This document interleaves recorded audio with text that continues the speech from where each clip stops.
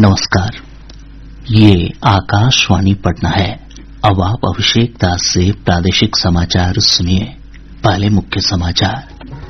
प्रधानमंत्री नरेंद्र मोदी अब से थोड़ी देर बाद नई दिल्ली में इंडिया गेट पर कर्तव्य पथ का उद्घाटन करेंगे। श्री मोदी नेताजी सुभाष चंद्र बोस की आदमकद प्रतिमा का भी करेंगे अनावरण। एनआईए ने आतंकवादियों को धन मुहैया कराने के मामले में पीएफआई से जुड़े कई संदिग्धों और आरोपियों के पटना, नालंदा, जहानाबाद सहित 7 जिलों में 10 से अधिक ठिकानों पर छापेमारी की। विश्व प्रसिद्ध गया का पितृपक्ष मेला शुरू, मुख्यमंत्री नीतीश कुमार ने किया उद्घाटन। और मानसून की सक्रियता के चलते राजधानी पटना समेत प्रदेश के अधिकतर हिस्सों में बारिश का सिलसिला जारी। अगले 24 घंटों के दौरान राज्य के विभिन्न हिस्सों में वज्रपात के साथ बारिश की चेतावनी। अब समाचार विस्तार से। प्रधानमंत्री नरेंद्र मोदी अब से थोड़ी देर बाद राष्ट्रपति भवन से इंडिया गेट के मार्ग कर्तव्य पथ का उद्घाटन करेंगे। सत्ता के केंद्र के प्रतीक इस मार्ग के पुराने नाम राजपथ को बदलकर कर्तव्य पथ किया गया है। यह नाम जन साधारण की भागीदारी और सशक्तिकरण को दर्शाता है। इस पूरे मार्ग को मोदी सरकार की महत्वाकांक्षी सेंट्रल विस्टा पुनर्विकास परियोजना के अंतर्गत नए सिरे से बनाया गया है। इस अवसर पर श्री मोदी इंडिया गेट पर नेताजी सुभाष चंद्र बोस की आदमकद प्रतिमा का भी अनावरण करेंगे। और ब्यौरा हमारे संवाददाता से। कर्तव्य पथ पर अब लोगों को बेहतर सुविधाओं से युक्त बदला हुआ स्वरूप देखने को मिलेगा। इसमें पैदल रास्ते के साथ लॉन, हरे भरे स्थान, मार्गों के पास लगे बेहतर बोर्ड, नई सुविधाओं वाले ब्लॉक और बिक्री स्टॉल होंगे। इसमें पैदल यात्रियों के लिए नए अंडरपास, बेहतर पार्किंग स्थल, नए प्रदर्शनी पैनल और रात्रि के समय जलने वाली आधुनिक लाइट से लोगों को बेहतर अनुभव होगा। इसके अलावा नेताजी की प्रतिमा का अनावरण पारंपरिक आईएनए गीत कदम कदम बढ़ाए जा के धुन के साथ होगा। के गीत गाए जा, ये जिंदगी है कौम की, कौम पे लुटाए जा। देश भर से आए 500 कलाकार कर्तव्य पथ पर सांस्कृतिक प्रस्तुतियों के माध्यम से एक भारत श्रेष्ठ भारत और विविधता में एकता की भावना को प्रदर्शित करेंगे। मुख्य समारोह के बाद सांस्कृतिक कार्यक्रम शुरू होगा। ये कार्यक्रम 11 सितंबर तक शाम 7 बजे से रात 9 बजे तक चलेगा। इंडिया गेट पर नेताजी के जीवन पर आधारित 10 मिनट का विशेष ड्रोन शो भी दिखाया जाएगा। इस सांस्कृतिक उत्सव और ड्रोन शो में लोगों के लिए प्रवेश निःशुल्क होगा। दीपेंद्र कुमार, आकाशवाणी समाचार, दिल्ली। प्रधानमंत्री नरेंद्र मोदी ने कहा है कि सरकार स्वास्थ्य के क्षेत्र में बुनियादी सुविधाएं जुटाने के साथ ही कई बीमारियों की निवारक देखभाल के प्रति जागरूकता बढ़ाने पर भी ध्यान केंद्रित कर रही है। श्री मोदी गुजरात के सूरत में वीडियो कॉन्फ्रेंस के माध्यम से विभिन्न स्वास्थ्य योजनाओं के लाभार्थियों से संवाद कर रहे थे। प्रधानमंत्री ने कहा कि सरकार स्वास्थ्य को सर्वोच्च प्राथमिकता दे रही है और स्वास्थ्य के क्षेत्र में लोगों की सहभागिता को बढ़ावा दिया जा रहा है। श्री मोदी ने बताया कि देश में स्वास्थ्य और चिकित्सा की बुनियादी सुविधाओं में विस्तार हुआ है और सरकार आयुष्मान भारत जैसी योजना के माध्यम से हर गरीब तक उच्च स्तरीय स्वास्थ्य सुविधाएं उपलब्ध करा रही है। केंद्रीय सहकारिता मंत्री अमित शाह ने कहा है कि समग्र विकास के लिए राष्ट्रीय सहकारिता नीति का मसौदा तैयार करने के वास्ते एक समिति बनाई गई है। पूर्व केंद्रीय मंत्री सुरेश प्रभु समिति के अध्यक्ष होंगे और इसमें हर राज्य का प्रतिनिधित्व होगा। श्री शाह नई दिल्ली में राज्यों के सहकारिता मंत्रियों के 2 दिन के सम्मेलन को संबोधित कर रहे थे। उन्होंने कहा कि सहकारिता नीति में मुफ्त पंजीकरण, कामकाज में कंप्यूटर प्रणाली की व्यवस्था और लोकतांत्रिक तरीके से चुनाव कराना जैसे प्रमुख मुद्दे शामिल होंगे। केंद्रीय मंत्री ने कहा कि सक्रिय सदस्यता, नेतृत्व की पेशेवर क्षमता, पारदर्शिता, जिम्मेदारी और जवाबदेही सुनिश्चित करने पर भी ध्यान दिया जाएगा। उन्होंने कहा कि देश में इस समय 65,000 प्राथमिक कृषि ऋण समितियां काम कर रही हैं और सरकार ने अगले 5 सालों में 3 लाख प्राथमिक कृषि ऋण समिति स्थापित करने का फैसला किया है। मुझे पूरा भरोसा है कि हम सहकारी क्षेत्र की मूल इकाई को मजबूत कर सहकारी क्षेत्र को एक नया, लंबा और मजबूत आयुष्य देने में सफल होंगे। अभी लगभग 65,000 पैक्स हैं क्रियान्वयन में वैसे तो 95,000 है पैक्स आज अपना काम ठीक ढंग से कर रहे हैं। हमने तय किया है कि 3 लाख पैक्स 5 साल में हम कुल मिलाकर बनाएंगे तो करीब 2,25,000 पैक्स के रजिस्ट्रेशन का हमने लक्ष्य रखा है। वो पैक्स डेयरी भी होंगे, वो पैक्स एफपीओ भी होंगे, वो पैक्स जल वितरण भी करेंगे, वो पैक्स गैस का वितरण भी करेंगे, वो पैक्स गोबर गैस भी बनाएंगे, वो पैक्स भंडारण का भी काम करेंगे। मुख्यमंत्री नीतीश कुमार ने आज गया में विश्व प्रसिद्ध पितृपक्ष मेला महासंगम का उद्घाटन किया।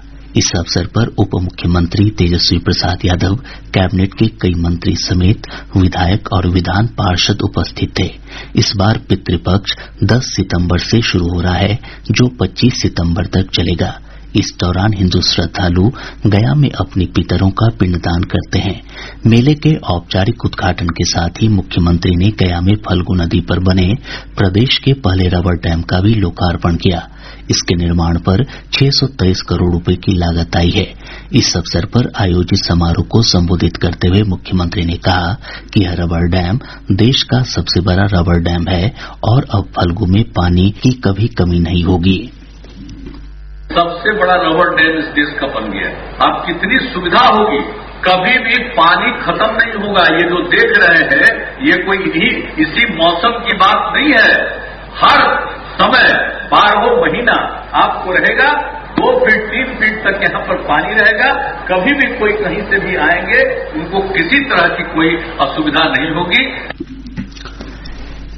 केंद्रीय अन्वेषण अभिकरण एनआईए ने आतंकियों को धन मुहैया कराने और popular front of India PFI के आतंकी मॉड्यूल से संबंध रखने के सिलसिले में प्रदेश में कई स्थानों पर छापे मारे हैं।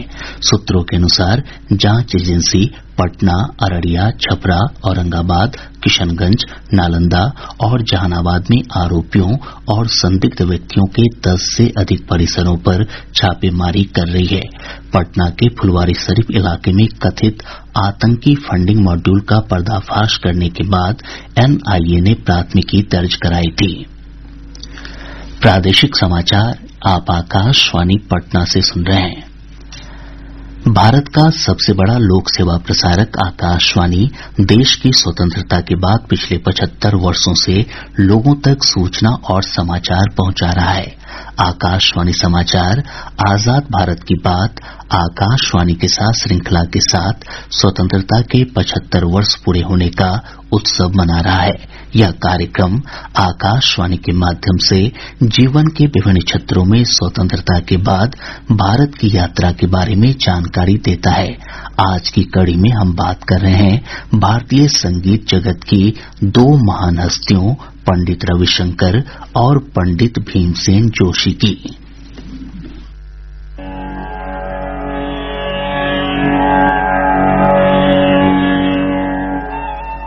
आजाद भारत की बात आकाशवाणी के साथ की आज की कड़ी में हम आपके लिए भारतीय संगीत के 2 दिग्गजों पंडित रविशंकर और पंडित भीमसेन जोशी की कहानी लेकर आए हैं। पंडित रविशंकर ने प्रसिद्ध संगीतकार उस्ताद अलाउद्दीन खान से सितार सीखा था। पंडित रविशंकर ने आकाशवाणी नई दिल्ली में संगीत निर्देशक के रूप में अपने करियर की शुरुआत की। उन्होंने वर्ष 1948 से 1956 तक आकाशवाणी में कार्य किया। वर्ष 1956 में पंडित रविशंकर ने यूरोप और अमेरिका में कई कार्यक्रमों में सितार वादन किया। वायलिन वादक यहूदी मेनुहिन, बीटल्स गिटार वादक जॉर्ज हैरिसन और बॉब डायलन के साथ उनके जुड़ाव ने वर्ष 1960 के दशक के उत्तरार्ध में पश्चिमी पॉप संगीत में भारतीय वाद्य यंत्रों के उपयोग को लोकप्रिय बनाने में मदद की। पंडित रविशंकर ने 25 वर्ष की उम्र में लोकप्रिय गीत सारे जहां से अच्छा के लिए संगीत तैयार किया।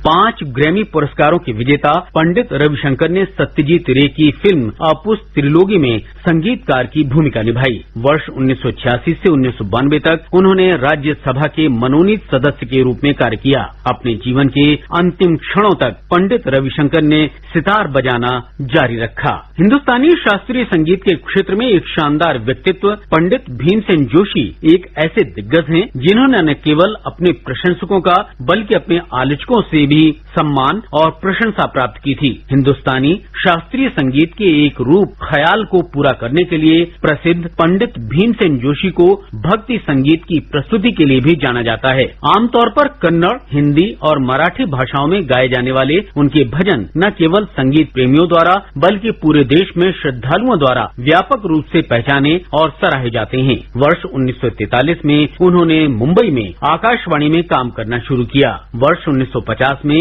जब आकाशवाणी ने धारवाड़ में एक केंद्र शुरू किया तो केंद्र का पहला गीत वंदे मातरम पंडित भीमसेन जोशी, गंगूबाई हंगल, मल्लिकार्जुन मंसूर और बसवराज राजगुरु ने गाया था। उनका सबसे यादगार गायन जो उनके प्रशंसकों द्वारा आज भी याद किया जाता है वो है मिले सुर मेरा तुम्हारा। मिले सुर मेरा तुम्हारा तो सुर बने हमारा। आजाद भारत की बात आकाशवाणी के साथ कार्यक्रम Twitter handle @AIR News Alerts, YouTube channel news on AIR official, news on AIR app, Facebook और इंस्टाग्राम पर भी सुना जा सकता है। भोजपुरी रंगमंच के जाने माने कलाकार और महान नाटककार भिखारी ठाकुर के सहकर्मी रहे रामचंद्र मांझी का कल पटना में इलाज के दौरान निधन हो गया। वे 97 वर्ष के थे।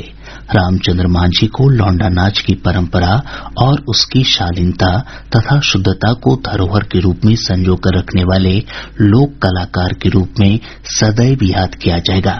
सारण जिले के छपरा के दियारा क्षेत्र में जन्मे रामचंद्र मांझी को संगीत नाटक अकादमी सहित कई अन्य राष्ट्रीय पुरस्कारों से नवाजा गया था। पिछले वर्ष राष्ट्रपति रामनाथ कोविंद ने उन्हें पद्मश्री से विभूषित किया था।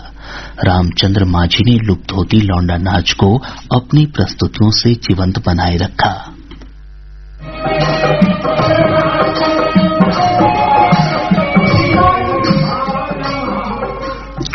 वे विभिन्न सामाजिक कुरीतियों और पलायन की समस्या के दर्द को बिरहा के गीत और विदेशिया के माध्यम से पेश करते थे। रामचंद्र मांझी के शब्दों में कलाकार का जोर इस बात पर होना चाहिए कि प्रस्तुति के दौरान समाज के सभी वर्ग के लोग एक साथ बैठकर देख सकें। आज कल के युग में अब नयका लोग हो गए, उनके पुराण के गीत भजन लोग के पसंद न पड़ी। जितना कचरा गाना बा चलल बा ऑर्केस्ट्रा, तरह तरह के कचरा गाना उ हमनी के औरत के सामने लाज लागेला। हमनी का युग में रहे जे हम गावतानी और मूरी ना हिलल तो हमारा बुझाई की निमन नहीं हो, उ हमनी के देखत रही जा, कचरा गाना ना रहे। ये सब चीज कचरा देख के भिखारी ठाकुर बेटी बेचवा तमाशा बनौल। बेटी बेचवा तमाशा में ये बात जितना बा समाज के सुधारे वाला नाटक बा भिखारी ठाकुर के, सुननी। इधर मुख्यमंत्री नीतीश कुमार और कला संस्कृति मंत्री जितेंद्र राय ने रामचंद्र मांझी के निधन पर गहरा दुख व्यक्त किया है। मानसून की सक्रियता के चलते राजधानी पटना समेत प्रदेश के अधिकतर हिस्सों में बारिश का सिलसिला जारी है। मौसम विज्ञान केंद्र पटना से प्राप्त जानकारी के अनुसार भोजपुर जिले के संदेश में सबसे अधिक 58.2 मिलीमीटर बारिश दर्ज की गई। मौसम वैज्ञानिक अमित सिन्हा ने बताया कि अगले 24 घंटों के दौरान राज्य के अधिकतर स्थानों पर मेघ गर्जन के साथ बारिश की संभावना बनी हुई है। इस दौरान वज्रपात की भी चेतावनी जारी की गई है। अगले 24 घंटों में प्रदेश के उत्तरी भागों एवं दक्षिण पूर्व भागों के 1-2 स्थानों पर, दक्षिण मध्य भागों के कुछ स्थानों पर और दक्षिण पश्चिम भागों के अनेक स्थानों पर हल्की से मध्यम स्तर की वर्षा होने का पूर्वानुमान है। साथ ही दक्षिण पश्चिम और दक्षिण मध्य भागों के 1-2 स्थानों पर आकाशीय बिजली एवं मेघ गर्जन होने की चेतावनी है। अररिया जिले के इंडोर स्टेडियम में अररिया जिला बैडमिंटन संघ के तत्वावधान में राज्य स्तरीय अंडर 19 बैडमिंटन टूर्नामेंट का आयोजन 20 से 24 सितंबर तक होगा। बेगूसराय में अज्ञात अपराधियों ने आज एक निजी कंपनी के प्रबंधक को गोली मारकर घायल कर दिया और उनसे 1.5 लाख रुपए लूट लिए। और अब अंत में मुख्य समाचार एक बार फिर। प्रधानमंत्री नरेंद्र मोदी अब से थोड़ी देर बाद नई दिल्ली में इंडिया गेट पर कर्तव्य पथ का उद्घाटन करेंगे। श्री मोदी नेताजी सुभाष चंद्र बोस की आदमकद प्रतिमा का भी करेंगे अनावरण। एनआईए ने आतंकवादियों को धन मुहैया कराने के मामले में पीएफआई से जुड़े कई संदिग्धों और आरोपियों के पटना, नालंदा, जहानाबाद सहित 7 जिलों में 10 से अधिक ठिकानों पर छापेमारी की। विश्व प्रसिद्ध गया का पितृपक्ष मेला शुरू, मुख्यमंत्री नीतीश कुमार ने किया उद्घाटन। और मानसून की सक्रियता के चलते राजधानी पटना समेत प्रदेश के अधिकतर हिस्सों में बारिश का सिलसिला जारी। अगले 24 घंटों के दौरान राज्य के विभिन्न हिस्सों में वज्रपात के साथ बारिश की चेतावनी। इसके साथ ही आकाशवाणी पटना से प्रसारित प्रादेशिक समाचार का ये अंक समाप्त हुआ।